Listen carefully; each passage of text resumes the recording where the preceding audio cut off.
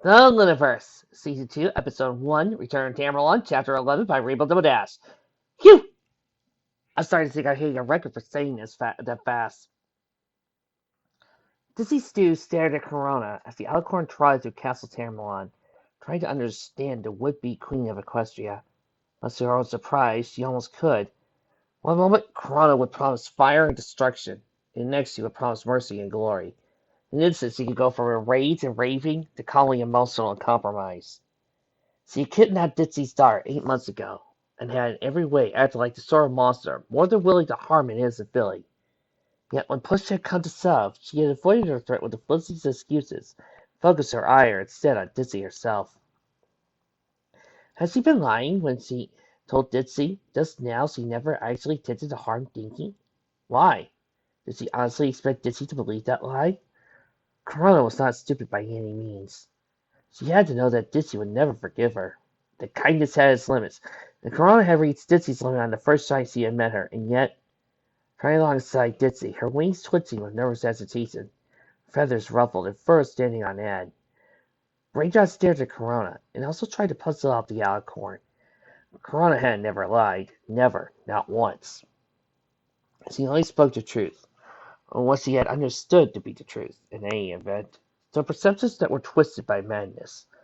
She had risked her life, presuming that she could die. Raindrops wasn't sure, but certainly she could be injured and feel pain, for the 6 of them.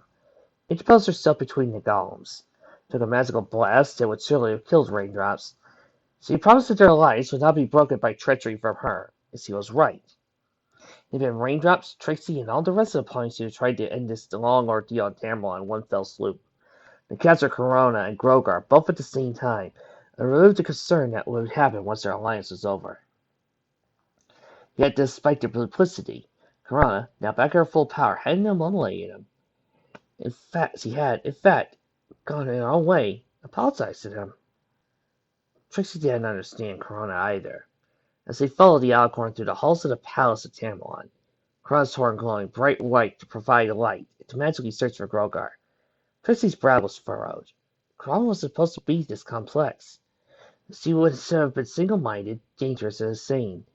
The Soy ponies went inside at noon, lest the blissful glare of the midnight sun that had been present for 1,000 years fell on them.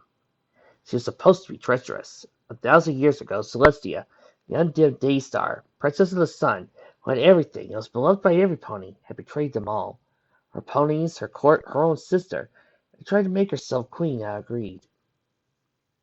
Those all the stories that made out her to be, and every foal knew. Carl was supposed to be driven by greed, rage, and anger. She was numbered amongst T-Rex, Dismooze, and Discord. She was supposed to be a monster. Instead, the Trixie could hardly believe she was starting to realize this. She found Corona wasn't driven by mere greed or rage. Those that formed and colored her actions, they were certainly there, but they weren't her driving force. That force? Compassion. Shirley glanced at her friends, stood back at the owl. Shirley stared at her, was beginning, just barely, to understand her. Somewhere deep inside Corona, past the greed and the fire, was a mare whose heart broke every single time she saw a pony suffer. Even when she was the one to do it. Seeing that suffering too many times had caused her to retreat into sanity delusion. Used madness as a shield against the cruelty that had been inflicted on her little ponies over her immortal lifetime. Shirley knew of others who had acted similar way. Her old friend, Count Shining Copper Coin, had risked everything. His reputation, his fortune, his own life, and the lives of others, an entire town called out to try and save his sister. Or Ditsy. Ditsy's daughter had once been kidnapped by some very bad ponies, looking to extort favors from the elements of harmony. Shirley realized that the latter comparison to Ditsy was actually the most apt. Ditsy had all but lost her mind. She nearly killed one of the kidnappers herself to find out where they were, grabbing him and dragging him into the air and letting him fall to scare some information out of him, catching him near the ground. Even though, with her strombospus, such a save could have been a sure thing. Lyra stared at Corona. As Corona looked back for a moment, checking on the 6 of them, who were following behind Corona, now looking for a chance to get the element of magic back, and because she honestly was their best shot at staying safe from any other golems that may have been lurking somewhere in the castle or city beyond. Corona didn't look at them like enemies, in spite of their treachery. With her eyes a blank and fierce white due to the glow of power that came from them, it was difficult to read her sometimes, but not now. After spending hours with the alicorn, Lyra was finally starting to recognize the patterns, common threads, to everything she did. Corona didn't want to hurt anybody, not really. She would do anything, anything to protect them. If she had hurt her little ponies along the way, she would do so. But she would weep molten tears while she did it, use every tool at her disposal to avoid finding herself in a position where she had to, including kidnapping ponies to ensure the compliance of other ponies. Carrot Top watched as Corona finished checking on him, and got back to her search, waiting tightening its grip on the element of magic held by one of her wings, but otherwise unconcerned by the ponies following her. She didn't really see them as a threat anymore. And somehow Carrot Top knew this would extend, even if they did manage to get their hose on the element of magic once more. Even if they managed to use it on her. As much as Carrot Top was finally beginning to understand Corona, Corona was finally beginning to understand them.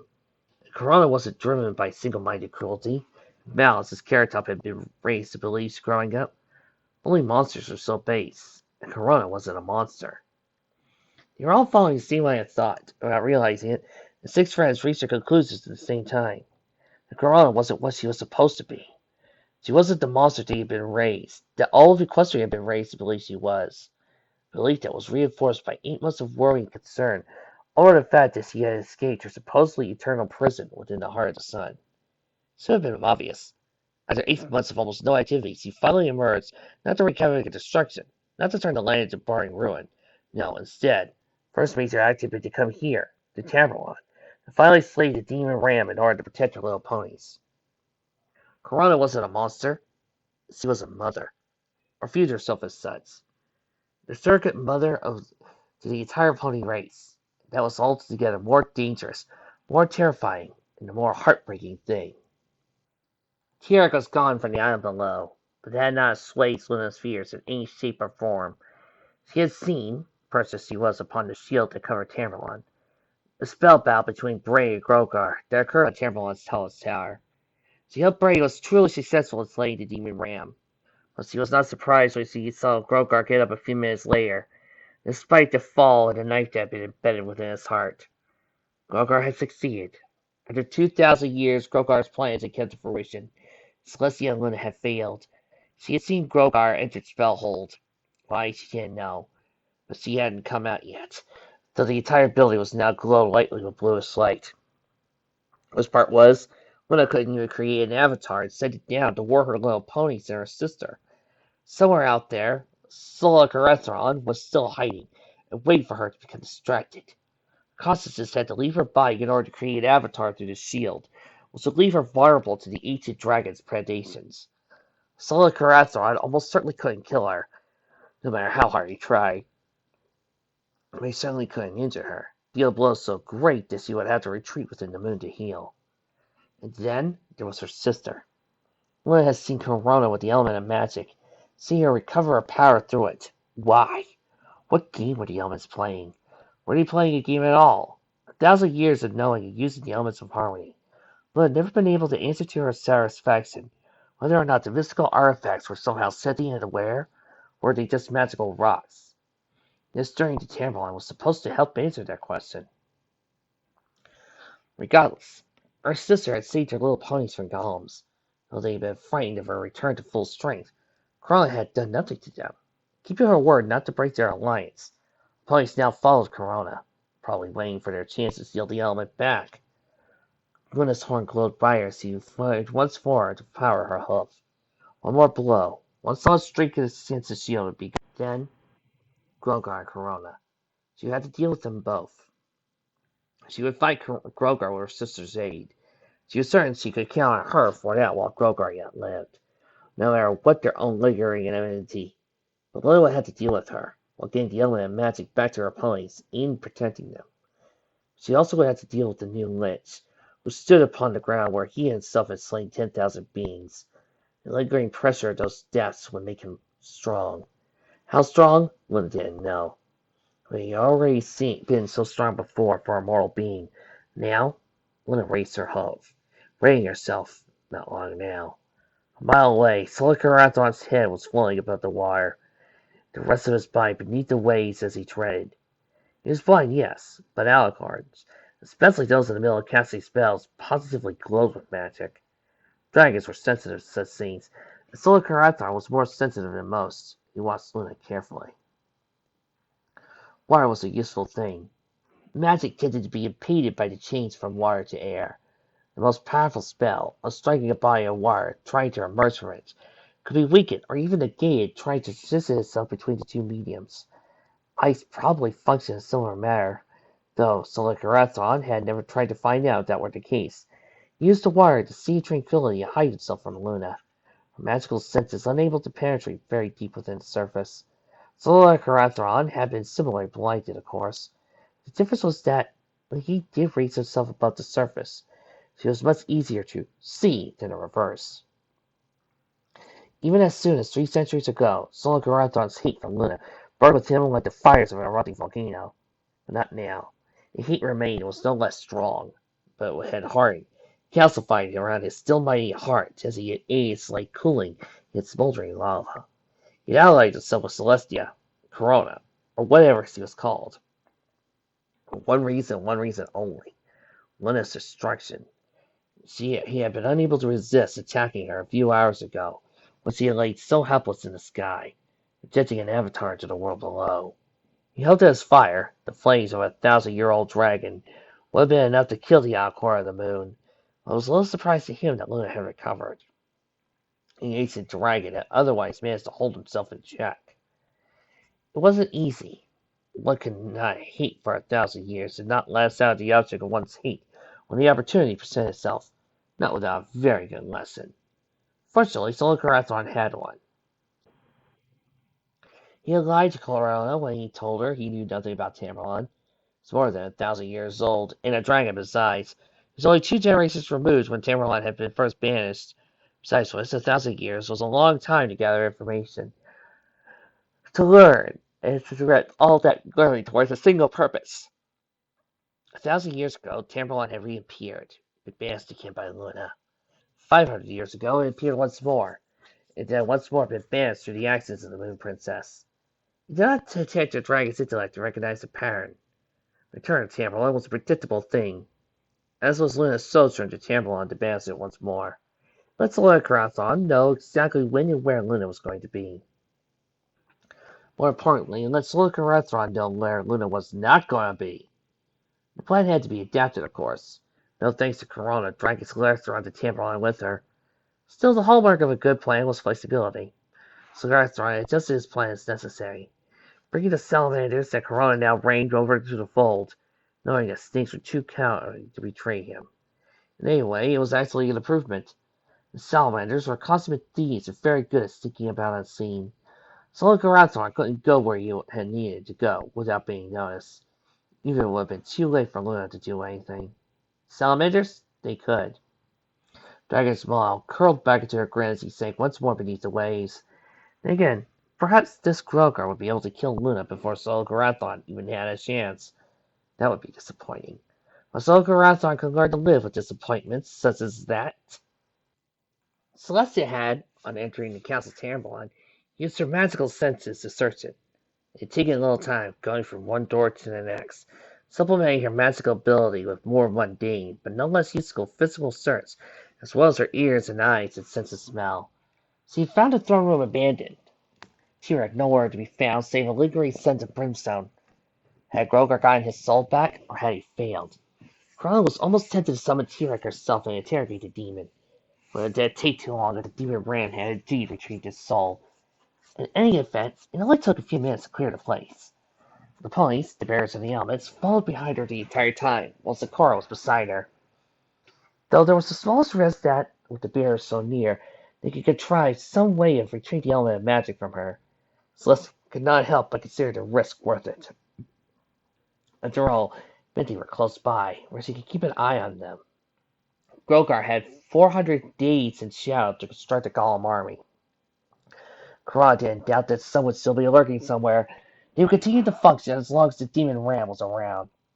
Her searching, at length, took her from the castle, and out to the northern courtyard. Directly ahead of her lay the necropolis, To the northeast was the barracks. Those who went seeing the bears and the elements have entered Castle Tambleon in secret, while to the northwest was Spellhold, repository of Tambleon's arcane knowledge. Its doors had been locked when she and Luna banished Grogar centuries ago, and the magic that had locked them was so strong that even the two of them together could not break down doors, nor move and destroy the building. The soul, hundreds of years of layered enchantments over his frame protected it, while save members of the Tambleon royal family. Still, only such a member could have been able to open the doors, and in Tambleon's happier days, she and her sister often whiled away the hours inside, disguised as mortal practitioners. They knew more about the library than the royal family had ever suspected, so she knew there was nothing in Spellhold that could have freed Grogar from his prison. They felt safe banishing Grogar with it into shadow. But as Celestia hadn't known about Bray, Celestia's eyes widened slightly when she saw the door to the building was hanging open. The entire building was bathed in a slight blue glow. She started forward at a somewhat hurried pace. Mere few hundred days trapped in shadow would not have been enough to plumb all of Spellhold's secrets, but nevertheless, she stopped when she felt a magical presence, seconds before it made an actual appearance.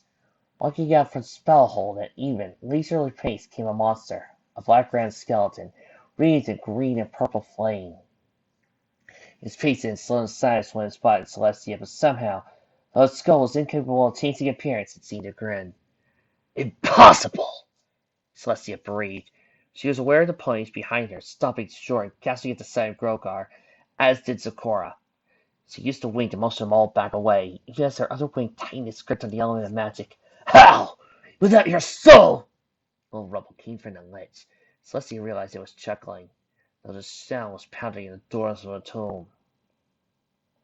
"I took from T-Rex what was mine," Grogar responded.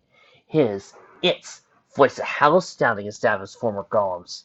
"But the final step! You could not have killed yourself!" "Bray, though it may please you to know he is now dead, I took the traitor prince's soul, and shall be the first to feed the fire of my immortality," he said with no small smile of satisfaction. The grin on his skull seemed to grow larger. Celestia rocked back on her host at those words.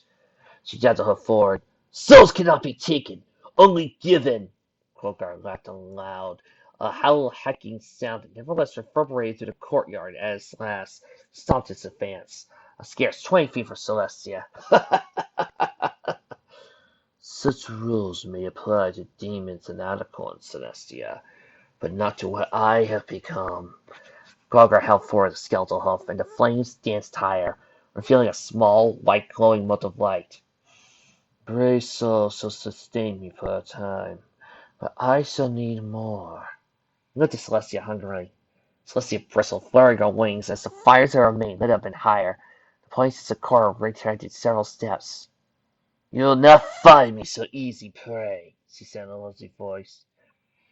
"But Prey you are," Grogar responded. The grin wasn't there seemed to widen. The baleful flames crossed, double in size, the ones on its back taking the appearance of great bat-like wings. "Everything in the world is now my living prey." The attack to Celestia launched was nearly subconscious. A fireball from a horn had impacted Grogar's form in a split second. The lips was sent flying backwards, stopping only when he impacted against the distant wall of Tambleon's necropolis. Then, the fireball Celestia created exploded, a great conflagration of 100 feet across that looked like an airburst that would have bowled over the pointed zebra behind Celestia had she not used more magic to protect them. Even after the explosion cleared, the fire yet lingered in many places, tall pillars of flame that formed a small wall between Celestia and the necropolis. Grogar lay in a heap. The fire surrounded its bones extinguished to the bones in a scattered pile. Celestia was not surprised, however, when the green and purple flames started up once more. The skeleton, reassembling itself as Grogar, stood once more, looking no worse for wear. "Die!" Grogar's fires flared up, and black magic glanced from the lich's horns. Celestia's own horn glowed as she conjured a shield spear around her. The magic struck the spear and seemed to ooze around it, crawling over and around the spear, then lancing after the ponies and zebra behind Celestia. Elgor's eyes widened in shock. She turned around, quickly conjuring another magical shield around her charges before Grogar's spell could slay them. Celestia having turned to bring her attention back to Grogar, and found that somehow the list was there, right in front of her, having crossed the distance between them with no sound. She gasped in surprise, rearing back to lash out with a hoof. But Grogar moved yet again, head lowered and ducking beneath her blow and ramming her full on an exposed barrel. She did not expect a physical attack or sent soaring in the air. Even as she did, however, her horn glowed white, and the pawns and zebra disappeared in flashes of light, teleporting them safely to elsewhere on the island. Celestia arrested her ascent into the air with magic, glaring down at the necromancer turned lips as she stood on air, one wing spread out. An instinct, even as the other, continued to hold on to the element of magic. Grogar looked up, the skeleton grin on his face once more seeming to widen, even though it remained frozen in place. As Celestia watched, Grogar's ribs, one by one, broke apart, reassembling onto the lynx's back, contented by strands of black magic as they formed a rough shape of wings that were wreathed in the same purple flame that burned on its chest and still burned in its eyes. The lynx leapt into the air, didn't fall back down, quickly ascending to Celestia's height. The flames around Celestia's own form doubled as well. She threw herself forward, horn down, fire burning at its tip. It out of the way, blasting out with a necromantically enchanted hoof as it did. Celestia avoided the blow as she spun to match Grogar's movement, bucking with a hind leg and striking Grogar's spine. Rather than being hurled backwards, however, the spine simply shattered as her hoof struck it, while the green fire of Grogar's form tried to climb up over her body toward her heart. Celestia beat her wings furiously to escape, grabbing the element of magic telekinetically now. Once she was 100 feet back, the fires receded from her form, but Celestia saw that Grogar's spine had already repaired itself. Celestia reacted before Grogar could, surrounding it in a magical shield. She glanced a second one around it, then a third, before raining a fireball at the tip of her horn. A small bead of compacted magic fire shot from her horn towards the trapped lich. The shields would only open large enough to accept the compacted fireball. There would be no escape. Grogar placed its hose against the innermost shield containing it. Black magic oozed from its hose, covering the inside of the shield while obscuring all light and leaving it. Just as the fireball might have reached it, the necromantic spear suddenly grew spines that lanced out in every direction, destroying the shields that Grogar had been trapped in, sending a jolt of pain down Celestia's horn.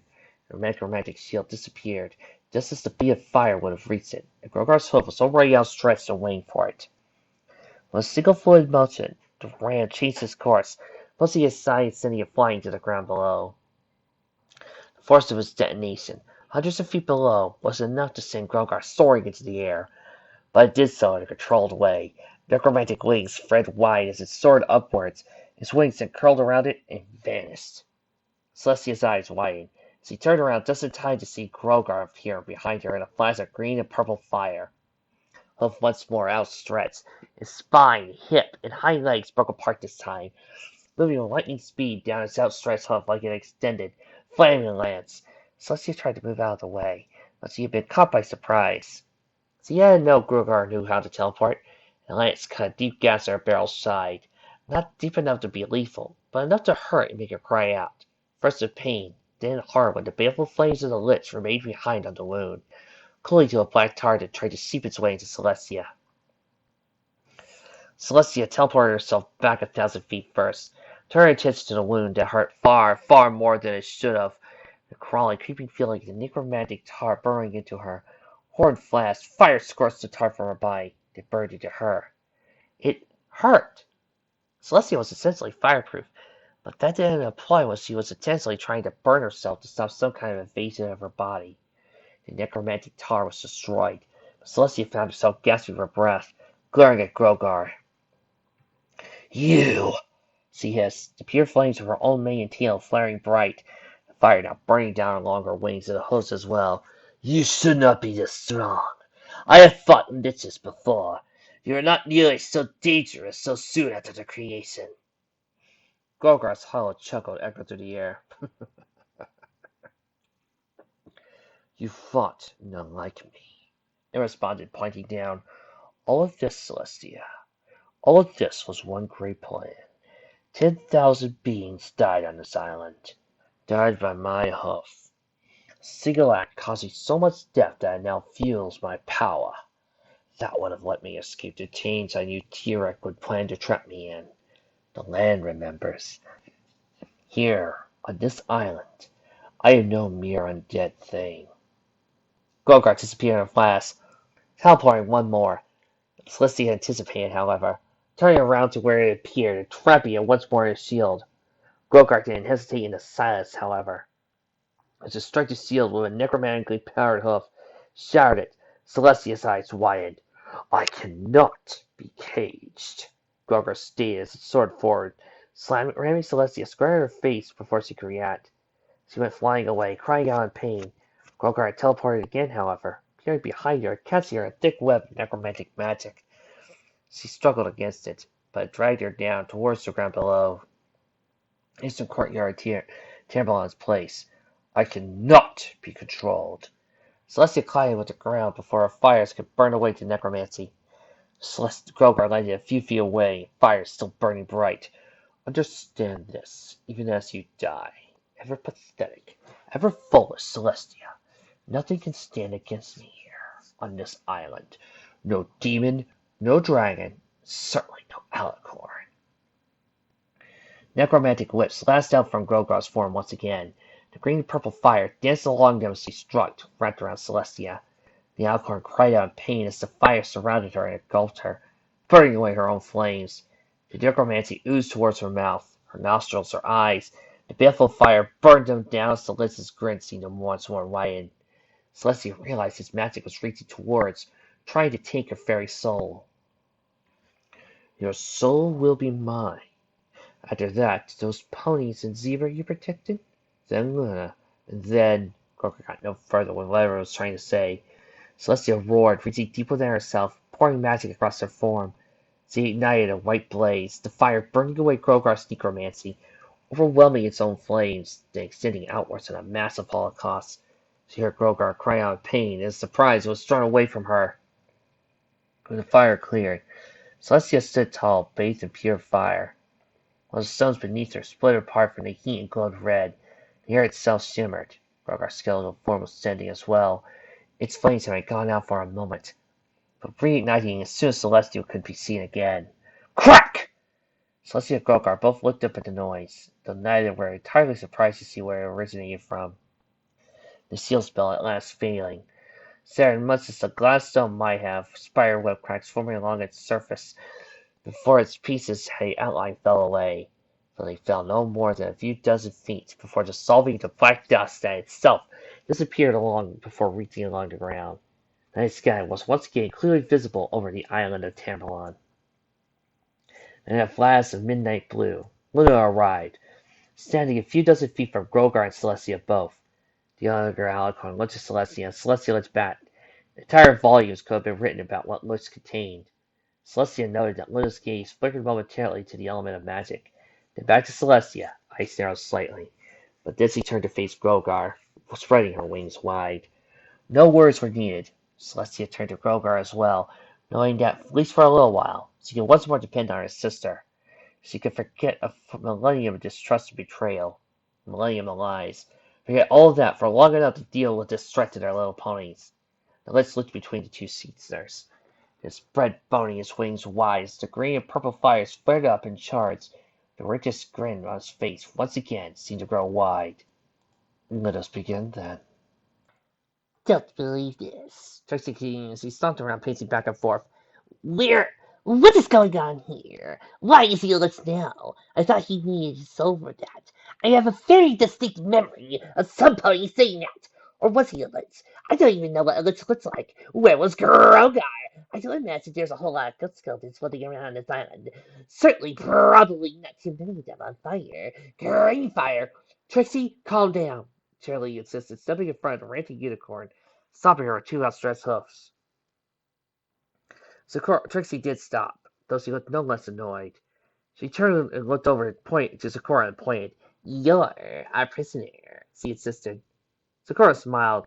She was in a position that even Lyra would have considered uncomfortable. Straight back, with her hind legs crossed beneath her, forelegs spread wide, her head bowed and eyes closed. You will do as you feel you must, she said. My queen will come for me, I trust. They had already been temporarily transported by Corona. That was clear, appearing somewhere in the forest that lay beyond the city of Tambleon. You see the occasional flash of magic somewhere to our north, so assumed that the sea was in that direction, but no way knowing exactly how far that was. Your record of attempts to secure such supplies, however, leaves much to be desired to my eyes, Sakura added. Trixie bristled at that. Vous, monsieur, c'est quoi de penser de vos rimes? The sea threatened in parentheses. He started forward, horn glowing. Though the zebra only seemed to grow more amused, it didn't look concerned at all. Before Trixie could act on her threat, however, before her friends could stop her, there's a crack as loud as thunder from the sky. The 6 ponies and Sakura all leaped to surprise. Sakura falling onto her back at first, thanks to the way she had been sitting. She righted herself in a moment. Above them, the shield spell collapsed. The ponies looked in surprise. Far above them, they saw a midnight huge blast of light. Suddenly, beside them all was Princess Luna. Trixie's body moved over its own accord. The unicorn galloped full speed up to her mentor, quickly finding herself beside the unicorn, nuzzling her like a foal would her mother. Luna returned to nuzzle without hesitation. "You're all right," she breathed, a relief throbbing in her voice as she looked over to the 6 mares. "You're all right, thank goodness." Um, Lyra said, stepping forward and holding up a hoof. I mean, not that I'm grateful or thankful, Princess, but should you be dealing with Grogar? The princess stiffened, and she nodded as she withdrew from Trixie. "I am dealing with Grogar," she said, looking between the 6 ponies. "I spared a little bit of myself to check on you, so my consciousness across 2 bodies. I will return shortly, however. I suspect I will need all my strength soon enough." The ponies looked between each other. Trixie grimaced as she stepped forward. "He's a lich," she said. "I mean, I'm assuming he's a lich. We saw a ghost skeleton that was on fire. Green fire." "Liches may take many forms, depending on the precise magic used, but that is one of them. You're correct. Grogar has succeeded." She shook her head as Carrot Top and Dizzy opened their mouths to apologize. "This is far, far outside what I prepared you 6 for, and earlier I sensed T-Rex presence. You have encountered 2 of the most evil beings who have ever lived, Grogar multiple times, and lived to tell the tale each time. That is no mean feat." The pony sighed. Dizzy came forward, turning a look on her face. "What do we need to do?" she asked. "What about Ray?" "Ray is not an issue right now." Luna turned to look at Sakura, studying her for a few moments. "You follow my sister?" The zebra nodded, standing firm. "I stand beside the other corner of the sun," she said, "to aid her in what has yet to come." Luna nodded. "Very well. I cannot spend the time or effort it would take to detain you, teleport you back to Equestria. I did a little speech to stay out of the way. I will correct you later." Sakura turned around, nodding. "Assuming my queen does not emerge the victor. She is, after all, your eldest sister." She paused, looking back to Luna, looking surprisingly soft. "But truthfully, O Princess, against Grogar I hope you win, else dark times for the world will surely begin." The Alcorn ponies watched Sakura leave, making her way through the foliage in the forest. "Not sure you can rhyme victor and sister," Cheerilee noted. Luna looked at her, and the tinted earth pony wilted slightly. "Sorry, humor, defense mechanism." Luna winced slightly. "Better than any of mine," she noted. Turning to face the ponies, "I will be as brief as possible. I have studied dark magic, as you know. It was for a time my defense mechanism. Thus I know much about niches, though they are very difficult to harm under the best of circumstances.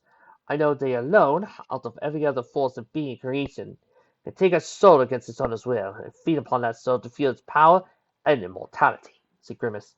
"And I know that a lich grows more powerful the more death has occurred wherever it is, the more murder is left impressed upon the land, especially deaths they themselves have caused, as the priest inside Tambleon soon show." The ponies looked between each other, each of them bearing pained looks on their faces as well.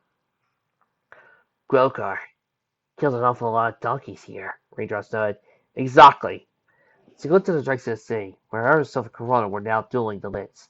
"Anywhere else in the world, Grogar would be mighty enough to give even my sister and I pause. Here," she shook her head, "I do not believe Grogar can take an alicorn's soul.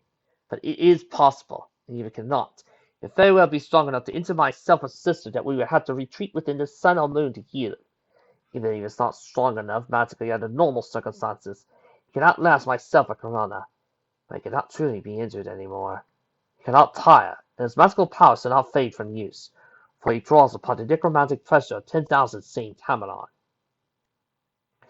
Grogar at this point can certainly only be defeated by Omni. Now probably looked at Trixie at that. She flinched, glancing her head where the element of magic should have been. She said, Corona has it. We made a. It doesn't matter right now, Luna said, cutting them both off, shook her head. I don't know what happened. You don't have time to explain. I assumed there was a falling out in your alliance. But all that matters is getting the element of magic for Corona and returning it to you. You must then focus solely on Grogar. Understood? The 6.9. Luna looked back to Tamlin. Run to the city's main gate, she instructed. I will attempt to convince Corona to return the element of magic to you. If it does not work, I will attempt to steal it back. She glanced Charlie offered a weak smile. I stole all 6 elements from her once before. I can manage to return it at must. Charlie grinned herself at that. Little looked at her 6 points again, pain looking at her face. I am not comfortable placing you 6 in such jeopardy. Grogar is a foe unlike any I've fought for a long time. In the past, I've taken every action to protect every pony I could. But this time, I must ask you to risk your lives. She bowed her head. I suspect this will not be the last time. We'll be ready every time from now on, Charlie insisted. Trixie nodded confirmation, pointing out towards the city. Get going, princess. We'll do our part. Luna nodded once, closed her eyes, horn glowing. She instantly broke apart into a staring mist that quickly soared away, returning her other half so she could engage Grogar at full power. Trixie turned to her friends, making a cutting muscle with a huff. Okay, step 1, get element of magic. Step 2, be evil necromancer. I think we can do that.